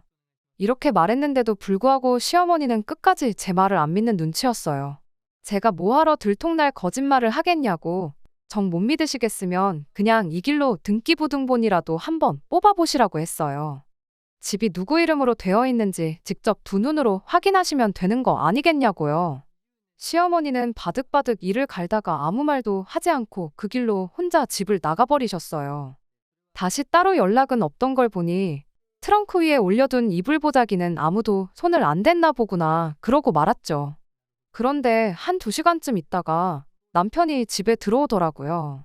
퇴근 시간이 몇 시간이나 더 남았는데 온 걸 보니 시어머니한테 연락받고 허겁지겁 반차 내고 집에 돌아왔구나 싶었죠. 집에 들어오자마자 저를 원망하는 목소리로 왜 그랬냐며 따지기 시작했어요. 그런 식으로 일하다 말고 퇴근했다가 괜히 회사에 미운 털 박혀서 계약 연장할 때 지장 있으면 어떡하느냐 따져묻기도 싫었고 그냥 남편한테 왜 시어머니한테 진실을 알리지 않았던 건지나 말해달라고 했습니다. 그랬더니 남편이 자기가 알아서 해결할 생각이었는데 제가 다 수포로 만들었다고 하면서 시어머니한테 말하기 전에 자기한테 전화나 한 통 줬으면 좀 좋냐고 자꾸 저 혼자 잘못한 것처럼 말하길래 대체 무슨 계획이 있었는지 드러나 보자고 한번 말해보라고 대답했습니다. 남편 계획은 딱 이렇게 1년만 버틸 생각이었었답니다. 버틴다는 게 무슨 소리냐 물었더니 자기가 재계약을 해야 할 시점에 그때 가서 자기가 회사랑 뜻이 안 맞는 것 같아서 회사를 자기 발로 그만둔 것처럼 말을 할 생각이었다는 거예요. 회사에서 20년 근속을 약속하고 받아온 집이라고 했으니 당연히 회사를 그만두면서 돌려줘야 하는 상황이 찾아올 테고 당장 다른 집 구하기 번거로운 상황에 장인어른이 돈을 융통해줘서 그렇게 집 문제를 해결한 식으로 시어머니한테 말을 전할 생각이었다는 겁니다. 그렇게 되면 시댁에 자기가 대기업 정직원이라고 말했던 것도 자연스럽게 해명할 수 있고 집 문제도 제가 원하는 대로 저희 집에서 해왔다고 설명할 수 있으니 그게 최선의 방법이었다는 겁니다. 그런데 저 때문에 자기의 계획이 수포로 돌아갔다고 우리 엄마 충격이 클 텐데 어떡하냐며 저를 원망하기 시작하는 거예요. 거짓말을 감싸기 위해 또 다른 거짓말을 하려고 할 생각이었냐니까 남편이 그 와중에 한다는 소리가 선의의 거짓말이라는 말이 왜 있는지 그 이유를 생각해 보라는 겁니다. 반년하고 조금만 더 기다렸으면 모든 게 원만하게 해결되는 건데 제가 다 망쳐놓았다며 어떻게 할 거냐고 따지고 드는 거 아니겠나요? 앞에 선의가 붙는들 선의의 거짓말은 거짓말 아니냐고.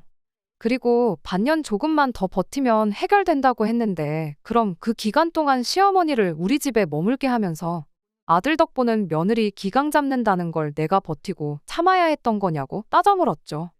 남편이 말하길 그거 뭐 얼마나 어려운 거라고 그걸 못하겠다고 하냐며 오히려 저한테 따지고 들더군요.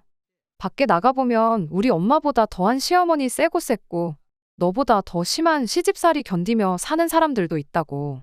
단 하루도 살아보지도 않고 우리 엄마가 시짜지라는 시어머니라고 단정 짓는 게 말이나 되는 소리냐. 우리 엄마가 너한테 엄청 잘해줬을 수도 있는 거 아니냐며 입에 개거품을 무는데 정말 오만정이 있는 대로 떨어지더라고요. 하나를 보면 열을 안다고 이미 애초에 어머님이 내 정신머리 고쳐준다고 찾아왔는데 퍽이나 잘해주셨겠다고. 그리고 나는 분명히 시어머니한테 미리 연락만 해주면 오고 싶을 때 아무 때나 와도 된다고 말했다. 그러니 행여나 내가 시자 붙는다고 무조건 싫다고 하고 집해왔다고 유세 떤다고 생각하지 말라고 했습니다. 애초에 이런 일이 생길 줄 알았으면 당신 체면이고 시어머니 걱정이고 뭐고 생각도 안 하고 그냥 내가 집해온 사실을 알렸을 거다 한마디 했어요. 둘이 같이 대출 갚는다고만 했어도 충분히 우리가 동등한 입장에 서는 건데 마치 내가 당신 덕을 본다는 듯이 말도 안 되게 설명한 건 당신이지 않느냐고. 그러니 그 책임도 당신이 감당하라고 한마디 쏘아붙이고 저는 그 길로 집을 나와버렸습니다. 그리고 곧바로 친정아버지한테 향했죠. 친정아버지가 자초지종을 듣더니 조금 생각이 많아지신 눈치였습니다. 그리곤 아버지가 제게 조언을 해주시길 사위가 거짓말을 한 건 잘못한 게 맞지만 같은 남자 입장에서 보면 이해가 가는 부분도 있다면서 이야기를 꺼내셨지요. 남편이 시부모님이 아들 처가살이 할까봐 걱정된다는 식으로 말은 했지만 또 한편으로는 남편 입장에서 자식 결혼할 때 한 푼도 못 해주는 부모가 집 한 채 턱하니 해준 사돈 앞에서 얼마나 주눅이 들겠나 생각할 수도 있지 않았겠냐는 거예요. 물론 그걸 자격지심이라고 하긴 하지만 그만큼 잘하고 싶고 책임감이 있으니까 자격지심도 생기는 것 아니겠냐고 하면서 어쨌든 저도 처음에 동의를 했던 거니 아무쪼록 원만하게 풀었으면 좋겠다시며 화해를 하라고 하시더라고요. 시작은 전부 남편의 거짓말에서 나온 거긴 하지만 따지고 보면 잘못은 남편보다 시어머니한테 더 많은 것 같은데 남편 시켜서 시어머니한테 이제 자초지종도 아셨으니 그만하시라 강하게 한마디 하라던가 그걸 못하겠다면 당분간 괜찮아질 때까지 시댁하고는 거리를 두고 지내자던가 하면 되는 일 아니겠냐면서요. 그렇게 아버지 말 듣고 어영부영 남편과 화해를 하게 되었습니다만 그 또한 오래가지 않았습니다. 그 난리를 친 지 며칠 지나지 않아서 시어머니가 이번에는 이불은 물론이고 아예 짐까지 싸가지고 혼자도 아니고 시아버지까지 모시고 저희 집으로 오셨거든요. 이 모든 상황을 알았으니 이번에는 제게 며느리 도리를 가르쳐준다는 이유는 아니었어요. 차라리 마음에 안 드는 며느리 이번 기회에 기강 좀 제대로 잡으러 왔다고 했으면 그게 더 합리적이었을 만큼 말도 안 되는 이유였습니다. 내 아들이 지 장인만 챙기고 부모는 거들떠도 보지 않으니 억울해서 안 되겠다고. 원래 결혼하면 아들은 처가에 준셈 치라는 말도 못 들어봤냐며 당신 아들이 저희 친정집에 하는 만큼 당신들도 며느리한테 효도 좀 받아야겠다고 찾아왔어요. 그러고선 다짜고짜 당신들을 모시고 살라는 소리를 꺼내더라고요.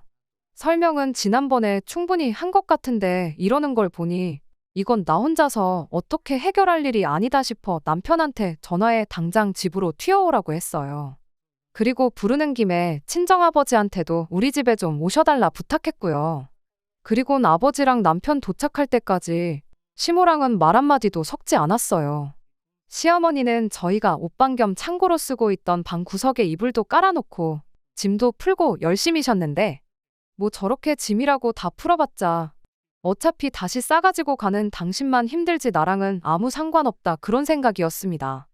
이윽고 남편이 먼저 집에 도착을 했어요. 아버지는 그보다 한 20분 정도 더 지나서 도착하셨고요. 남편이 먼저 도착하고 나서 어떻게 상황을 수습해보겠다고 있었는데 남편한테 우리 아버지도 오신다고 했으니 오실 때까지 아무것도 할 필요 없다고 한마디 해주고 그냥 가만히 기다리라고 했죠. 시어머니 또한 진짜 저희 아버지가 오실 줄은 생각 못했나 봐요. 아버지 또한 진짜 시어머니가 온갖 짐을 싸들고 자식들 집에 찾아올 거라고는 상상도 못한 눈치셨고요. 한참 서로 조용한 분위기에 시어머니가 먼저 입을 열었어요. 주절주절 서론이 길었는데 결과적으로는 저한테 했던 말과 같은 말이었죠. 이야기 듣자 하니 우리 아들이 사돈 모시고 등산도 다녀오고 낚시도 다녀오고 그런다는데 막상 부모인 당신들은 남편한테서 그런 효도 받아본 적 없다고요.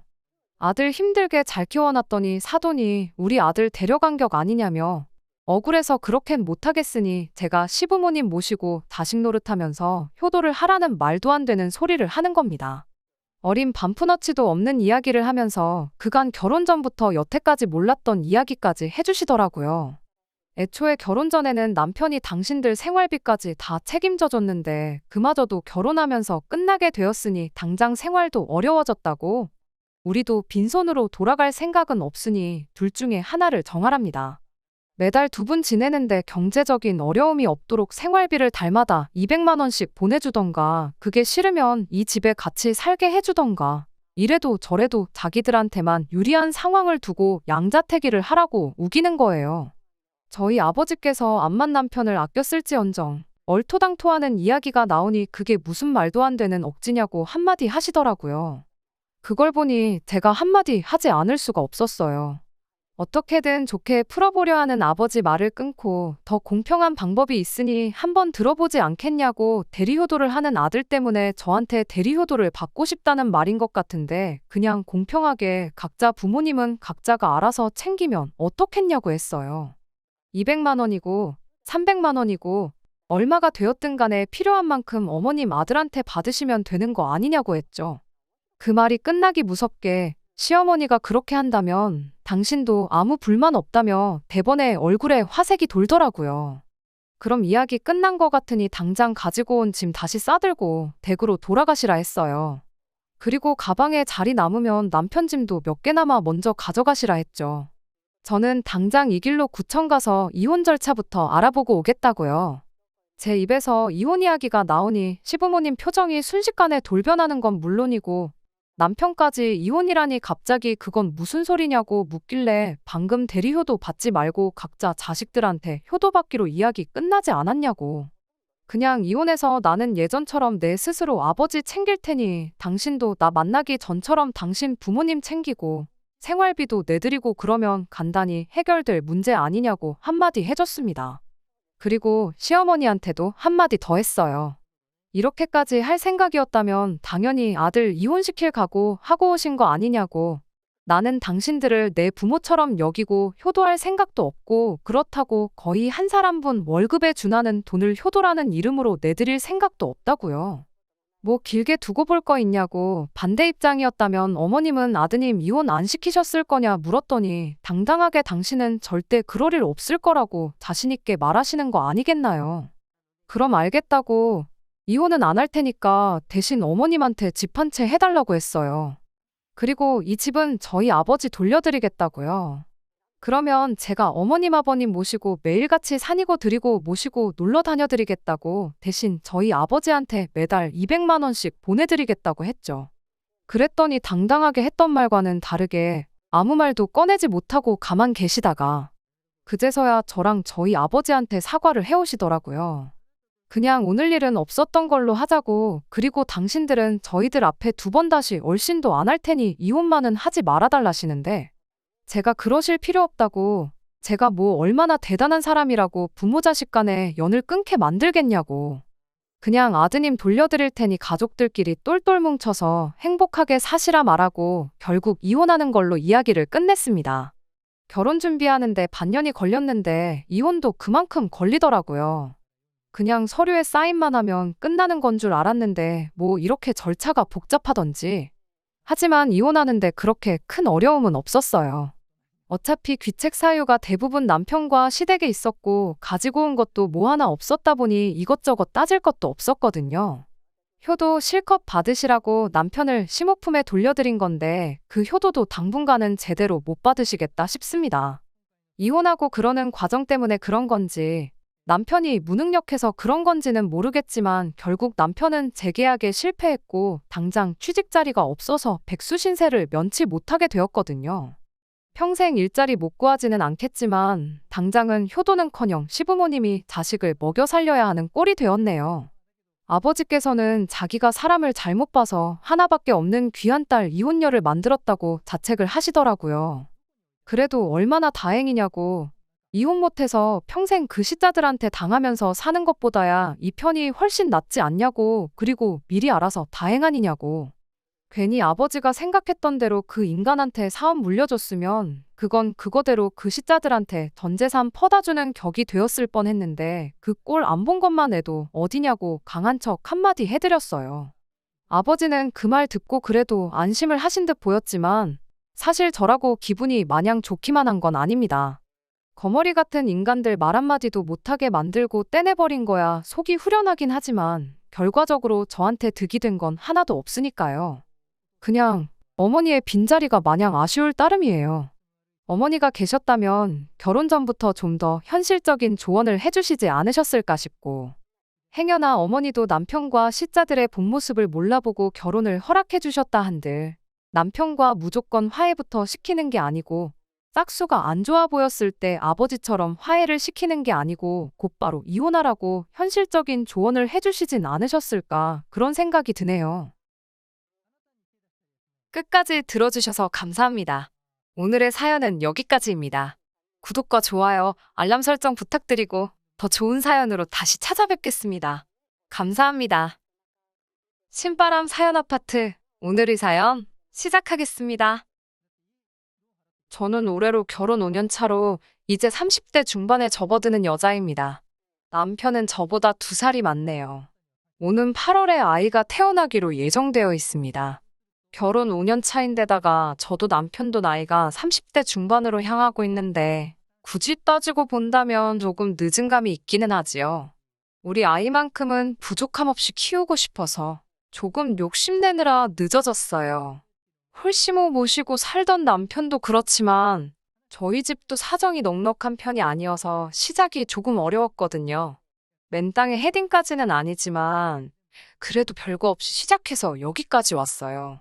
칭찬이나 박수갈채까지는 바라지 않았지만 시모나 신우를 보니 가족이 어떻게 이럴 수 있나 싶을 정도로 고달픈 사연들이 많았습니다. 결혼 시작할 때부터 지금까지 저나 남편을 어떻게 생각했길래 사람이 그럴 수 있나 싶어요. 지금에 와서는 남편도 저도 행복합니다. 남보다 더 멀게만 느껴지던 시가족들, 이제는 이렇게 떼어내버리고 말았으니 솔직한 심정으로 제 속이 다 후련합니다. 아니, 굳이 따지고 들자면 신우와 시모의 갑질은 결혼 전부터, 남편이 저를 알기 전부터 시작되었겠네요. 남편과는 연애 1년 반이라는 길고도 짧은 시기를 거쳐서 결혼까지 결정하게 되었어요. 저도 서른을 바라보고 있던 상황이었고, 연애하면서 둘이 너무나도 잘 맞았기에 결혼을 결심하는 게 그렇게 어려울 건 없었습니다. 남편은 조금 서두르는 느낌이 없지 않아 있었는데, 남편이 결혼 전에 어렵게 꺼낸 이야기는 그야말로 충격적이고 많은 고민을 하게 만들었습니다. 31살의 나이로 군대 전역과 대학 졸업 동시에 취직을 하게 된 남편은 나이는 젊은 편이지만 경력 6년 차의 베테랑 사원이었어요. 졸업한 대학교에 비해서 취직도 괜찮은 곳에 했고 어느 정도 유명한 회사에서 일을 하고 있었거든요. 제 또래 취직 준비해보던 사람이면 이름 한 번쯤은 들어봤을 법한 계열사도 여러 개 가지고 있는 규모가 있는 회사였습니다. 6년차 직장인답게 연봉도 꽤나 높은 편이었는데 정작 결혼 준비를 앞두고 남편이 모아놓은 돈이 썩 많은 편이 아니었어요. 액수는 4천만 원이 조금 넘는 정도였습니다.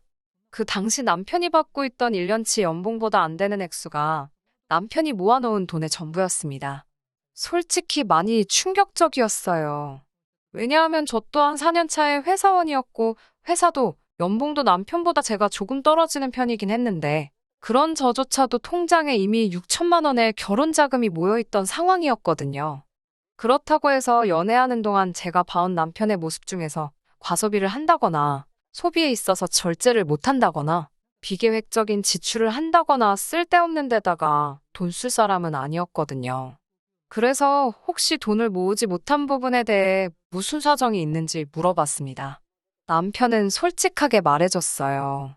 아버지가 남편이 어릴 적 돌아가셨다는 사실은 연애하는 동안 이미 남편에게서부터 들어 알고 있던 이야기였는데 세세한 부분에 대해서는 따로 이야기해준 적은 없었거든요. 남편은 당시 홀시모 모시고 살면서 위로 누나가 한 명 있는데 누나도 아직 결혼을 하지 않아서 셋이서 다 같이 살고 있었어요. 남편의 누나, 그러니까 신우 또한 직장인이기는 한데 그간 집에 들어가는 거의 모든 비용, 생활비라든지 공과금이라든지부터 시모와 신우 용돈까지 전부 다 남편이 벌어오는 월급에서 나가고 있었다는 충격적인 사실을 전해주더라고요. 사실상 남편이 집안의 가장 역할을 하고 있었던 것이었지요. 숨기지 않고 말해준 용기가 참 가상했어요. 하지만 그렇다고 해서 정직하고 말고를 떠나 솔직히 누가 결혼 전에 그런 소리 들으면 기뻐하겠나요? 어느 집이던 그 집의 기둥은 뽑아오는 게 아니라는 말이 괜히 있는 게 아니기에 저 또한 결혼 문제가 쉽게 결정할 수 없는 일이라고 생각하고 있었습니다. 남편은 어렵게 입을 열었어요. 자기도 이런 상황에서 벗어나고 싶다고요. 처음에는 당연히 집안의 유일한 남자로 가족들을 먹여 살리는 게 자기한테 주어진 일이라고 생각했다고 합니다. 원래는 2살 위였던 누나가 돈을 벌고 있었기에 혼자서 힘들던 누나를 도와주고 싶었다고 해요. 그런데 신우는 남편이 취직을 한 그날에 다니던 직장을 그만두고 남편이 벌어오는 돈으로 놀고 먹었다고 하더라고요. 신우도 재충전에 시간이 필요하다 생각했던 남편은 딱히 다른 말은 하지 않았고 혼자 가족들 벌어먹이느라 힘들었지만 2년 정도 후에 누나가 직장을 다시 구하면서 한숨 돌릴 수 있을 줄 알았다고 하네요. 그런데 신우는 자기가 버는 돈은 자기가 버는 돈이고 생활비며 여러 비용들을 계속 동생인 남편한테서 받았었다고 해요. 남편이 달리 불만을 가지고 살지는 않았는데 저에게 청혼을 했던 그해 초에 신우가 자기 명의로 아파트를 하나 사게 되면서 생각을 고쳐먹게 되었다고 합니다. 서울 변두리에 있는 오래된 아파트이긴 하지만 자기는 6년이란 긴 시간을 일하면서 취미라고 할 만한 것도 가지지 못하고 죽어라 일만 했는데도 통장에 남아있는 돈이 한 푼도 없었다고 하네요. 그때 남편은 이 생활을 청산하고 가족으로부터 독립을 해야겠다는 생각을 하게 되었다고 합니다. 현실에서부터 달아나기 위해 저랑 결혼을 결심한 건 절대 아니고 저랑 함께라면 그 어떤 힘든 일도 이겨낼 수 있을 것 같다며 저를 향한 마음은 진심이라고 전해왔어요. 그런 사정을 저한테 거짓으로 말하고 가족들 뒷바라지 하고 있던 사실 또한 저 모르게 다른 변명으로 둘러댈 수도 있었는데 모든 걸 사실대로 말해준 걸 보니 남편의 진심이 느껴졌어요. 더 이상 가족들의 기둥이자 지갑으로 살지 않겠다는 말에 확신이 느껴져서 결국 저도 결혼을 하기로 결정을 하게 되었네요. 이래저래 해서 결혼 비용을 최소화하는 식으로 해서 돈을 좀 아끼기로 했어요. 그래도 좋은 사람들을 만나서 여기저기서 도움받아가면서 비용을 많이 줄일 수 있었네요. 결혼식 비용을 아낀다고 상황이 여유로운 건 결코 아니었지요. 둘이 합쳐 1억으로 서울 어디에 집을 구하겠어요. 말씀드린 대로 저 또한 친정에서 어떠한 지원도 바라기 힘든 와중에 아무리 남편이 여태껏 가장 역할을 하며 집안의 기둥 역할을 했다고 한들 상황 뻔히 알고 있는데 시댁 쪽에서 돈을 좀 더 해올 수 없다는 것도 잘 알고 있었습니다. 한참 대출도 알아보고 이래저래 백방으로 조금이나마 아껴보려 발품 손품 팔아가며 알아보고 있는데 신우와 시모가 저희 좀 보자고 할 이야기가 있다고 해서 자리를 만들었어요. 약속 장소에서 시어머니가 너희들 집을 구하고 있는데 돈도 모자라고 여러모로 애로사항이 많다고 들었다고 먼저 말을 꺼내시더라고요. 뭐 얼마를 지원해주겠다 하는 말은 기대도 안 했는데 저희가 고생하고 있다는 걸 알아주시니 남편도 시어머니의 그런 반응을 예상 못했는지 조금 놀라는 분위기였습니다. 이윽고 신우가 입을 열더니 자기가 자가로 아파트가 있는 건 알지 하며 말을 꺼내더라고요. 남편한테는 신우가 자가로 집을 가지고 있는 게 영린 같은지라 조금 심기가 불편한 표정이었어요. 남편한테서 생활비며 뭐며 다 뜯어내서 산 거나 마찬가지인 집이잖아요. 신우가 이어서 말을 하기를 자기는 그 집이 위치도 그렇고 출퇴근하는데 거리도 그렇고 해서 그 집에는 세를 주고 있는 상황이라 말해주더군요. 그런데 이번에 세입자가 나가게 되면서 새로 세입자를 구해야 하는데 너네가 들어가 살 생각이 있느냐 묻더라고요. 남편 자존심도 생각해야겠지만 더할 나위 없이 좋은 이야기 듣던 중 반가운 소리였지요. 남편도 한 수 접고 누나가 그렇게만 하게 해주면 고맙지 하면서 조금 숙이고 들어가더군요. 신우는 앞뒤 다 잘라먹고 그러면 너네가 들어가 사는 걸로 하고 하면서 전세금 이야기를 꺼냈습니다. 저는 당연히 동생 일이고 그 아파트도 사실 동생 덕분에 자가로 구한 거나 마찬가지니 시세보다 더 싸게 해주겠다고 꺼낸 이야기인 줄 알았는데 그게 아니더군요. 오히려 시세보다 훨씬 더 높은 가격을 부르는 거예요. 한다는 말이 신혼부부 전세금 대출이 이자가 싸지 않냐면서 신우가 지금 알아보고 있는 아파트가 한 채 더 있는데 자기가 대출을 받으려면 이자가 비싸니 저희 보고 대출을 받아오라는 뜻이었어요. 남편이 어이없어 하면서 우리가 지금 한 푼이라도 더 아껴보자고 알아보고 있는 거지. 예산을 훌쩍 뛰어넘으면서까지 그 집에서 살 이유는 없는 것 같다고 딱 잘라서 거절을 했습니다. 신우가 약이 잔뜩 올라서 하는 말이 저희가 도와주기만 하면 자기가 아파트를 한 채를 더 할 수가 있는데 누나가 돈 벌자고 하는 이야기인데 동생인 너가 그렇게 나오면 어떡하냐면서 열을 내더라고요. 더럽고 치사하게 나오는 게 누군데 오히려 저희한테 역정을 내면서 짜증을 부리더라고요. 시모도 나서서 남편 보고 이자 싸게 돈 좀 해오라고 가족끼리 서로 도와야지 않겠냐고 하는데 말이 가족끼리 서로 돕자는 거지. 일방적으로 저희가 희생을 하라 강요하는 소리였어요. 남편도 저한테 했던 말이 있으니 굴하지 않고 그렇게 할 생각 없다고 단호하게 나오니 신우가 이내 잠잠해지더니 알겠다고 하나뿐인 동생 위해서 자기가 손해 좀 감수를 하겠다고 나오더라고요. 그런데 전세금도 매물 나와 있는 거에 비해 별반 차이 없는 금액을 말하면서 싸게 들어와서 살게 해주는 대신에 조건이 있다면서 말도 안 되는 요구를 하기 시작하는 겁니다. 자기가 잘 아는 업체 알아봐 놓은 데가 있다고 저희가 새들어 살다가 인테리어를 싹 다 새로 해놓고 나가기만 하면 된다고 하는 거예요.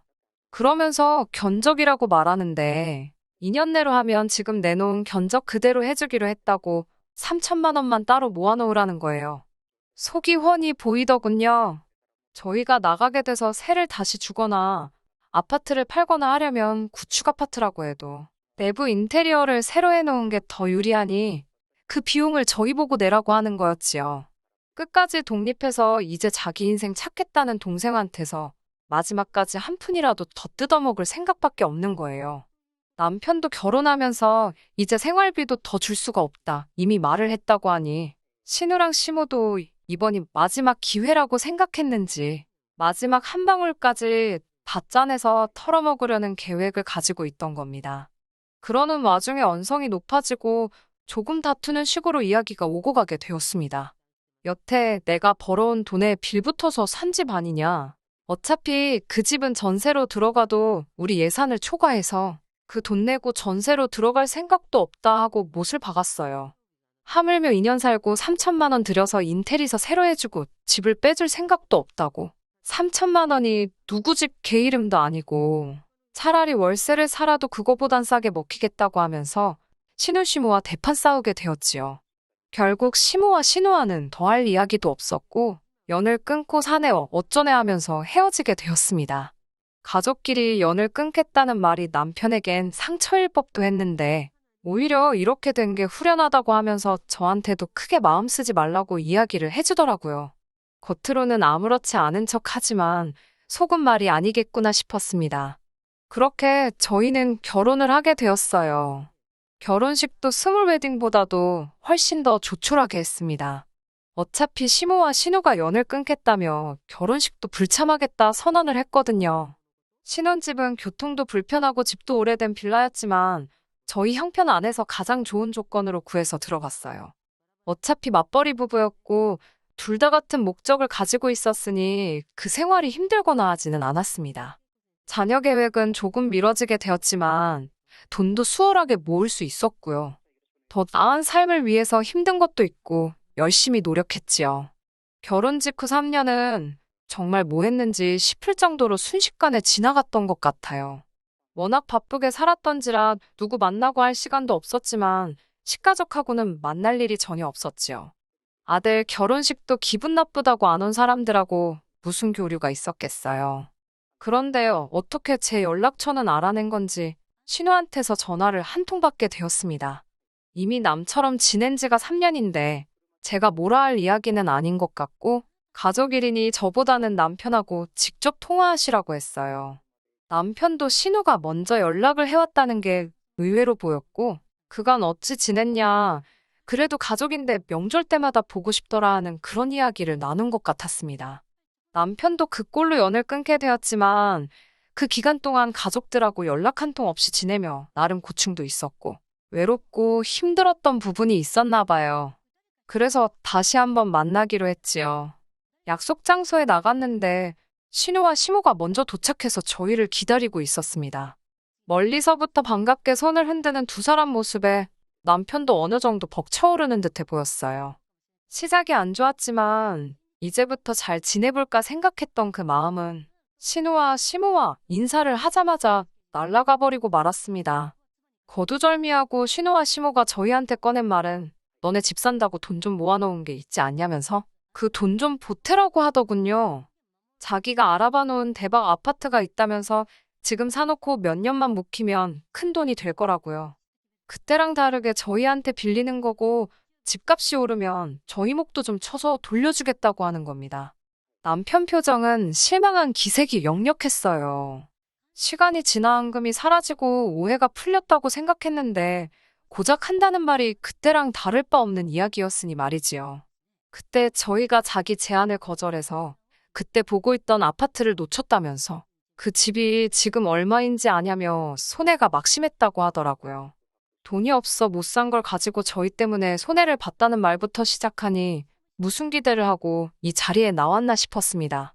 아무튼 그때 저희 때문에 손해본 것도 있지만 다 용서해주겠다면서 이번에는 두 번은 오지 않을 기회이니 가족의 일원으로서 동참하라고 하는 거예요.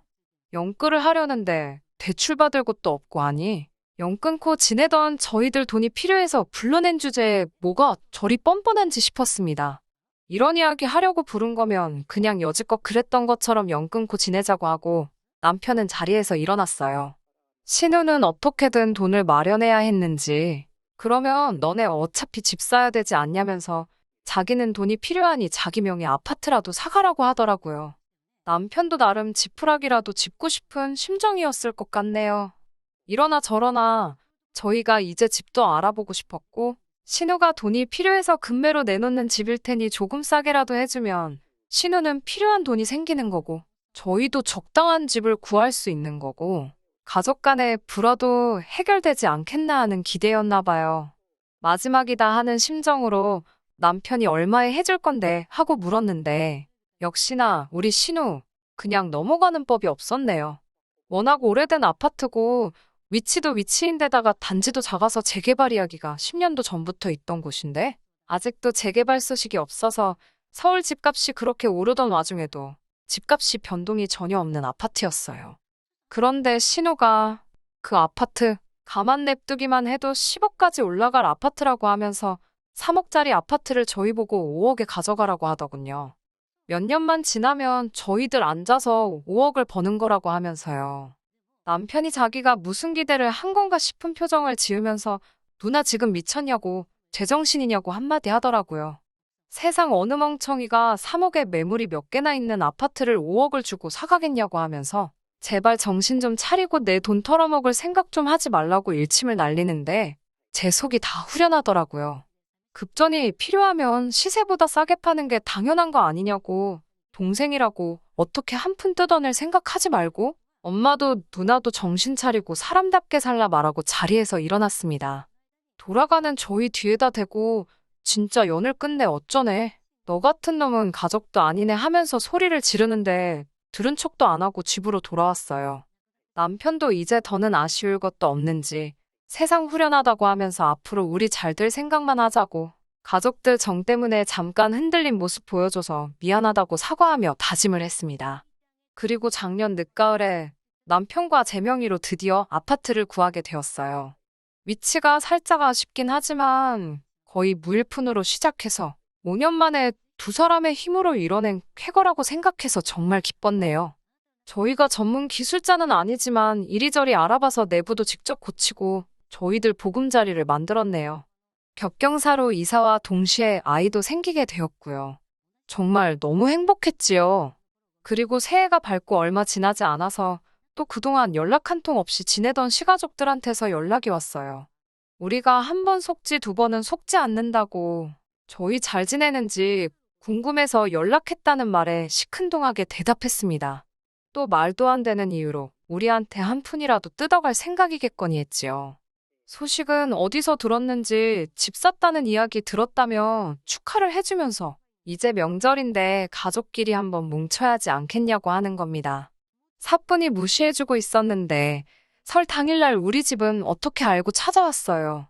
남편이 그나마 외삼촌 한 분하고는 연락을 하고 지냈는데 삼촌 통해서 수소문해서 찾아왔다고 하더라고요. 그런데 시무랑 신우가 몰골이 말이 아니었어요. 그동안은 집 보러 다닌다고 절대 후줄근하게 하고 다니던 사람들은 아니었는데 말입니다. 살도 좀 빠져 있었고요.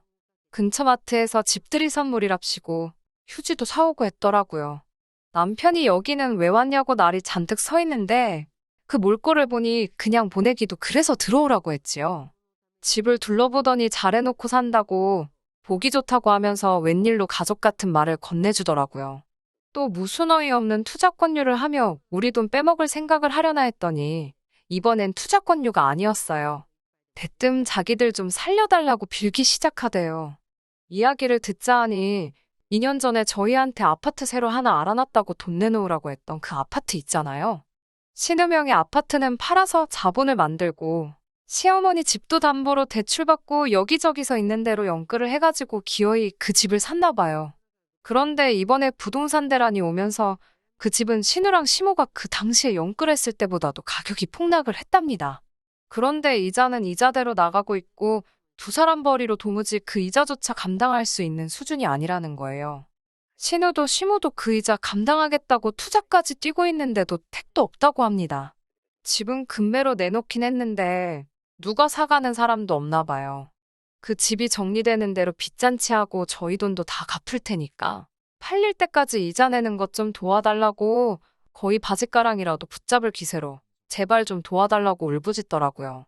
목소리 떵떵거리던 양반들이 저 자세로 나오니까 솔직히 마음이 조금 그랬는데 남편이 그동안 쌓인 게 많았는지 일침을 놓더라고요. 누나나 엄마가 내가 가족들 도움 필요로 할 때 뭐 하나 도와준 적이 있느냐면서 어떻게든 나한테 한 푼이라도 더 가져갈 생각만 하던 사람들이 이제 와서 도와달라고 하면 자기가 도와주겠냐고요. 집들이 선물이라고 사온 휴지를 던지면서 이 휴지가 내가 첫 직장 취직하고 나서 처음으로 누나랑 엄마한테 뭐 하나 받아보는 거라고 만약에 생각했던 대로 투자가 잘 돼서 떼돈을 벌었으면 지금 이 자리에 나를 찾아오기나 했겠냐 하면서요. 그때 내가 내 돈 투자해서 날려먹었으면 어떻게 할 생각이었냐고. 이렇게 된 거 다 자업자득이지 않냐며. 일 없으니 제발 가라고 엄마나 누나나. 제발 염치 좀 챙기고 살고 이제 진짜 두 번 다시 우리 앞에 나타나지 말라고. 속 시원하게 한마디 하더라고요.